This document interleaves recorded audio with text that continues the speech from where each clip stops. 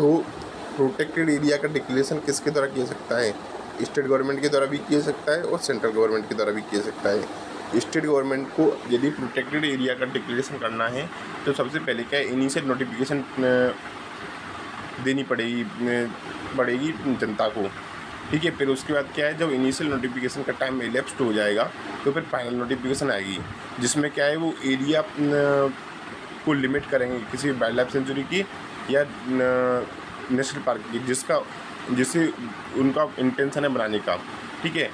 यदि central government भी ऐसा काम कर सकती है, ठीक है। पर इनके लिए क्राइटेरिया क्या होती हैं कि कोई भी एरिया तभी नेचुरल पार्क या सेंचुरी डिक्लेयर किया जाएगा जब वो adequate ecological, faunal, floral, geomorphological, natural और जूलॉजिकल सिग्निफिकेंस रखता हो। कौन कौन से क्राइटेरिया हैं? एडिक्वेट इकोलॉजिकल, फॉनल और फ्लोरल, जियोमॉर्फोलॉजिकल, नेचुरल और जूलॉजिकल सिग्निफिकेंस रखता हो, ठीक है।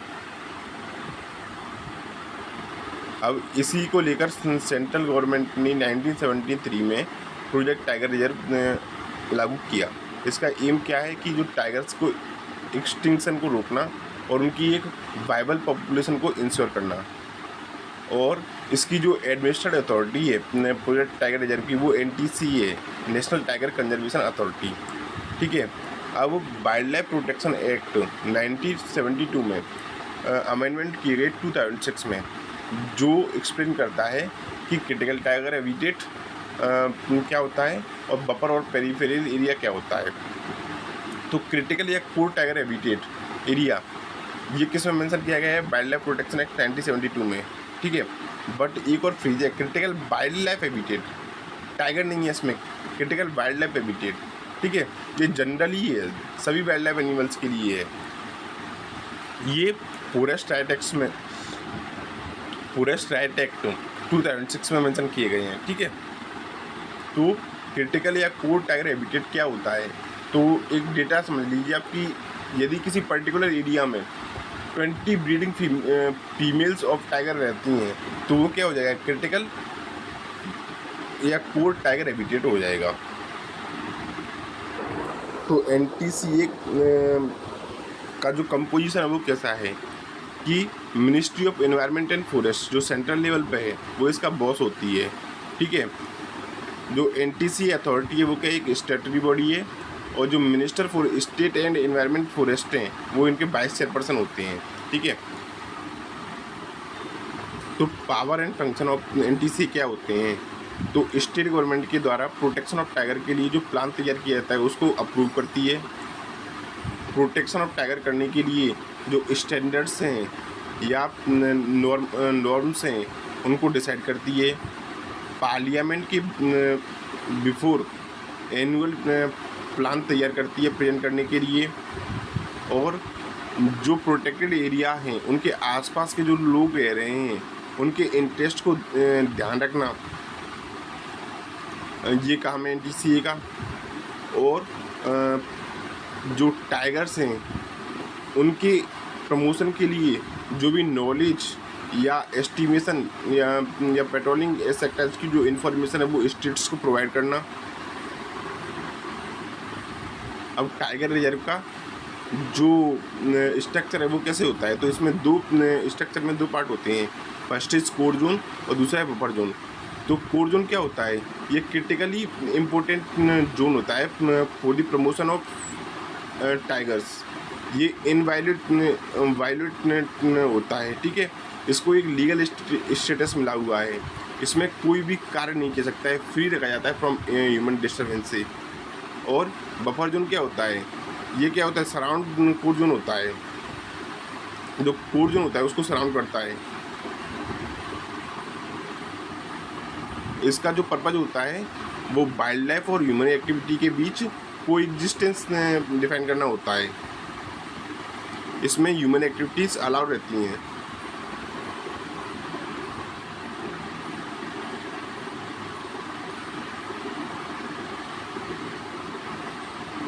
मतलब क्या है? Livelihood, developmental, social and cultural rights of the local people इस जोन में रिकॉग्नाइज किए जाते हैं। जो नेशनल पार्क्स की बाउंड्रीज का अल्ट्रेशन है वो कब होगा भाई स्टेट गवर्नमेंट वो डिनोटिफिकेशन तो स्टेट गवर्नमेंट प्रोवाइड करेगी, बट इसके लिए अप्रूवल चाहिए होगा NTCA का और national board for wild life का, जिसके चेयरपर्सन कौन होते हैं, प्रधानमंत्री होते हैं।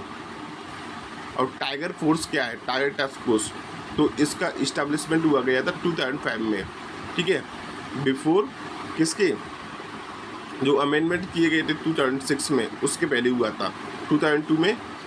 उसके बाद 2006 में क्या अमेंडमेंट हुए थे, तो 2006 में ये कोर जोन और बफर जोन को डिफाइन किया गया था। और 2005 में क्या बना था अपना ये बना था टाइगर टास्क फोर्स, ठीक है। तो टाइगर टास्क फोर्स किसकी रिकमेंडेशन पर बना था, तो national world for wild life की जो चेयरपर्सन प्रधानमंत्री होते हैं उसकी रिकमेंडेशन पर बना था। NTCA की रिकमेंडेशन पर नहीं बना था, क्योंकि NTCA तो खुद ही 2006 में बनी थी।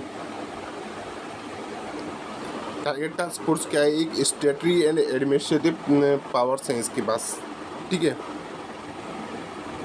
तो टाइगर सेंसस के बारे में बात करते हैं। तो टाइगर सेंसस किसके द्वारा किया जाता है, NTCA द्वारा किया जाता है, और in collaboration with the wild life institute of India.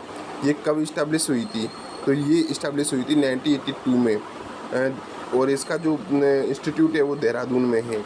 और tiger census at after every 4 year किया जाता है। 29 जुलाई क्या है, ग्लोबल टाइगर डे होता है। 2021 की थीम क्या है टाइगर के लिए, their survival is in our hand. तो मेथड फॉर टाइगर सेंसस क्या है, तो pugmark technique, camera trapping method, poop या scat method, radio collar method और डबल सैम्पलिंग मेथड। इंडिया में वर्ल्ड का 75% टाइगर पाया जाता है। 2014 से अब तक 42% इंक्रीज हुआ है in the population of tigers in India. सबसे ज़्यादा इंडिया में जो कॉर्बेट नेशनल पार्क है उसमें पाए जाते हैं टाइगर्स। जो सेंट्रल इंडिया है, शिवालिक हिल्स हैं और गैंगेटिक प्लेन्स हैं। सेंट्रल इंडिया मतलब मध्य प्रदेश के आसपास का, और शिवालिक हिल्स और गैंगेटिक प्लेन्स में क्या हुआ है, इंक्रीज हुआ है पॉपुलेशन ऑफ टाइगर्स में। जबकि जो वेस्टर्न घाट्स हैं उन्होंने क्या है, लोकलाइज डिक्लाइन रिकॉर्ड किया है in the population of tigers में। अरुणाचल प्रदेश में तो 70% ऑफ टाइगर्स जो पॉपुलेशन थी वो डिक्लाइन कर गई है। न्यू टाइगर रिजर्व्स कौन से हैं, तो Meghamalai Tamil Nadu, Ramgarh Vishdhari tiger reserve Rajasthan, Ranipur tiger reserve Uttar Pradesh और वीरांगना दुर्गावती टाइगर रिजर्व मध्य प्रदेश। तो डिक्रीजिंग ऑर्डर में कौन कौन से राज्यों में सबसे ज़्यादा टाइगर्स हैं पॉपुलेशन, तो मध्य प्रदेश सबसे ज़्यादा, कर्नाटका, उत्तराखंड, महाराष्ट्र और तमिलनाडु, MKU, MT। और ऐसे स्टेट्स जिन्होंने टाइगर रिजर्व तो हैं पर वहाँ पर टाइगर्स ही नहीं है, जैसे नागालैंड में और मिजोरम में 0-0। और जो प्रोटेक्टेड एरियाज हैं उनमें टाइगर रिजर्व्स घटते क्रम में बताइए, तो सबसे ज़्यादा है जिम कॉर्बेट में उत्तराखंड में, फिर बंदीपुर कर्नाटका में, और नागरहोल कर्नाटका में, फिर जो बांधवगढ़ मध्य प्रदेश में, और दुधवा उत्तर प्रदेश में। एम स्ट्रिप्स क्या होता है,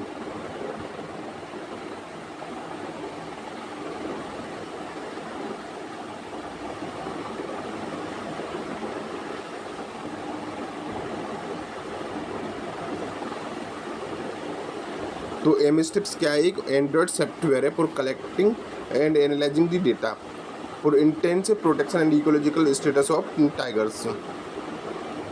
तो टाइगर्स क्या है, IUCN की एंडेंजर्ड लिस्ट में है, और convention on international trade in endangered species of wild fauna and flora, उसमें इनका जो पोजीशन है वो अपेंडिक्स 1 में है। अब ग्लोबल टाइगर फोरम क्या है, तो ये इस्टेब्लिश हुई थी 1994 में, हेडक्वार्टर दिल्ली में है इसका जो पर्पज़ है वो ये है कि जो टाइगर्स हैं उनकी संख्या को बढ़ाया जाए, ठीक है। और to facilitate their inter passage in the range countries, इसके जो मेंबर्स हैं वो 14 कंट्रीज हैं, ठीक है। इसमें यूके भी इंक्लूड है जिसमें टाइगर नहीं पाए जाते हैं।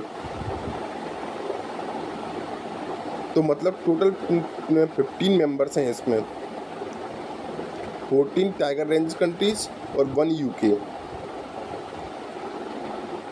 तो ग्लोबल टाइगर इनिशिएटिव क्या है, तो ये 2008 में लॉन्च किया गया था। वर्ल्ड बैंक और ग्लोबल एनवायरनमेंट फैसिलिटी इसमें मेंबर्स हैं, ठीक है। ये जो लीड किया गया था वो 13 टाइगर रेंज कंट्रीज़ के द्वारा लीड किया गया था। अब ग्लोबल टाइगर रिकवरी प्रोग्राम क्या है,